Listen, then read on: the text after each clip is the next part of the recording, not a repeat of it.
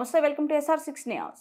జగిత్యాల జిల్లా రాయకల్ గ్రామంలో ఇటీవల కురిసిన భారీ వర్షాలకు గ్రామంలో వర్షపు నీరు మురికి కాలువలు మార్గాల నుంచి సరఫరా కాక కురిసిన వర్షం నీరు రోడ్ల వెంట గుంతలలో నిలుస్తూ అలాగే ఇండ్లలోకి ప్రవేశిస్తూ అనేక ఇబ్బందులకు గురిచేస్తోంది. దీనికి తోడు డ్రైనేజ్ వ్యవస్థ సక్రమంగా లేకపోవడం వల్ల మురికి నీరు నిలువ అయ్యి వాటిలో ఈకలు దోమలు పెరిగి స్థానికులను కొడుతూ అనేక రోగాల బారిన పడే అవకాశం ఉందని, ఇలాంటి సమస్యలను పరిష్కరించేందుకు ప్రజాప్రతినిధులు పదవీకాలం ముగియడం, పరిపాలన బాధ్యతలు అధికారులకు అప్పగించడంతో గ్రామాల్లో సరైన సదుపాయాలను అందుకోలేకపోతున్నామని, అధికారులు గ్రామంలోని సమస్యలను సక్రమంగా పట్టించుకోకపోవడం వల్ల ప్రజలు అనేక ఇబ్బందులకు గురవుతున్నామని స్థానికులు ఆవేదన వ్యక్తం చేస్తున్నారు.